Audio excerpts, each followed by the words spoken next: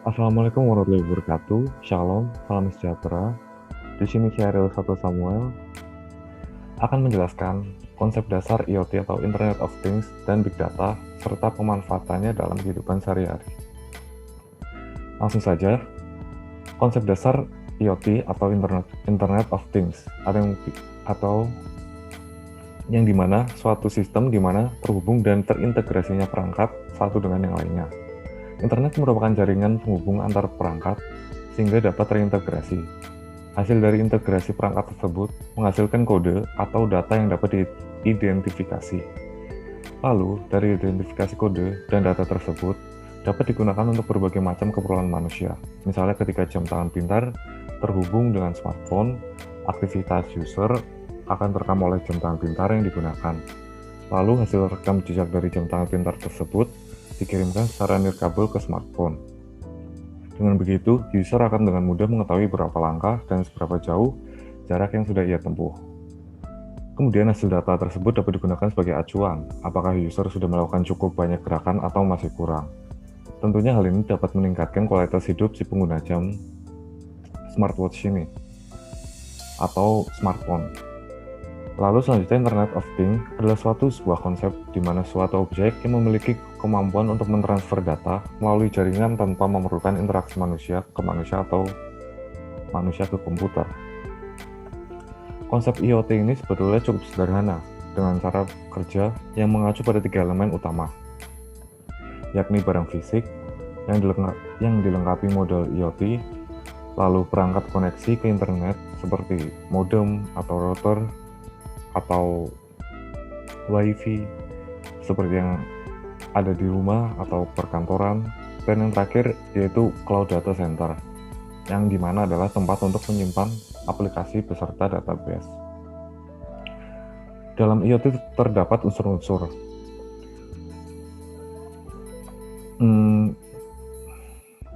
seperti ada unsur kecerdasan buatan atau artificial intelligence atau yang disingkat AI, lalu ada konektivitas, ada sensor, dan lain sebagainya.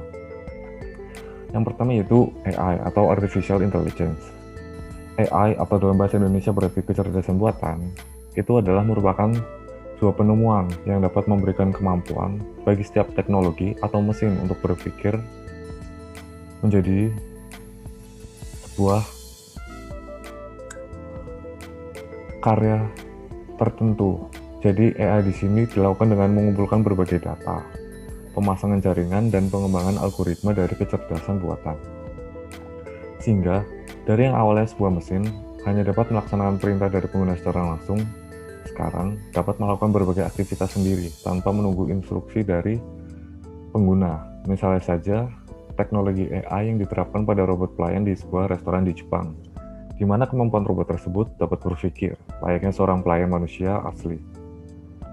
Karena di dalam sistem kendali robot tersebut sudah dilengkapi dengan bantuan AI dengan mencakup berbagai sumber data dan informasi secara lengkap dan algoritma yang kompleks.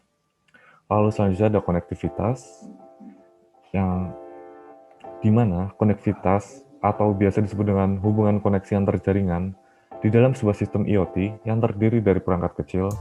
Setiap sistem akan saling terhubung dengan jaringan, sehingga dapat menciptakan kinerja yang lebih efektif dan efisien. Untuk standar biaya pemasangan jaringan, tidak selalu membutuhkan jaringan yang besar dan biaya yang mahal. Anda juga dapat merancang sistem perangkat dengan menggunakan jaringan yang lebih sederhana dengan biaya yang tentunya lebih murah. Lalu yang ketiga selanjutnya yaitu unsur perangkat ukuran kecil. Di dalam perkembangan teknologi masa kini, semakin kecil sebuah perangkat, maka akan menghasilkan biaya yang lebih sedikit. Namun, efektivitas dan skalabilitas menjadi tinggi, sehingga di masa yang akan datang, manusia dapat lebih mudah menggunakan perangkat teknologi berbasis IoT dengan nyaman, tepat, dan efisien. Lalu unsur yang keempat ada sensor, yang dimana sensor merupakan unsur yang menjadi pembeda dari IoT ini dengan mesin canggih yang lainnya. Dengan adanya sensor, mampu untuk mendefinisikan sebuah instrumen yang mana dapat mengubah IoT dari jaringan standar yang cenderung pasif menjadi sistem aktif yang terintegrasi dengan dunia nyata. Lalu yang terakhir ada Unsur keterlibatan aktif. Unsur ini menjadi pembeda juga dari mesin yang lain. Di sini, IoT telah menerapkan metode paradigma aktif dalam berbagai konten, atau produk, atau serta layanan yang tersedia. Sebenarnya cara kerja Internet of Things yaitu dengan memanfaatkan sebuah argumentasi pemrograman yang dimana setiap perintah argumennya itu menghasilkan sebuah interaksi antara sesama mesin yang terhubung secara otomatis tanpa campur tangan manusia. Dan dalam jarak berapapun, internetlah yang menjadi penghubung di antara kedua interaksi mesin tersebut. Sementara, manusia hanya bertugas sebagai pengatur dan pengawas bekerjanya alat terhubung kedua alat terhubung tersebut. Lalu selanjutnya kita masuk ke dalam 5 fungsi yang ada dan mendasar pada perangkat IoT. Yang pertama itu ada tagging atau identifikasi. Fungsinya untuk mengidentifikasi suatu aktivitas.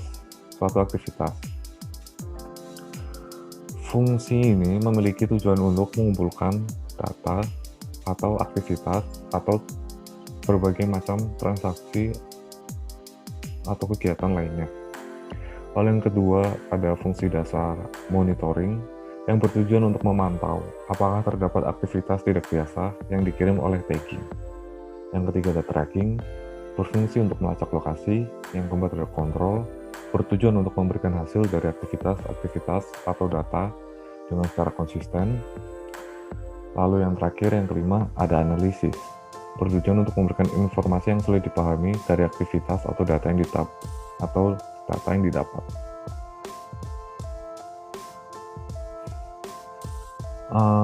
Di dalam IoT ada prinsip-prinsip dasar yang menopang IoT dalam bekerja. Yang pertama yaitu ada big analog data.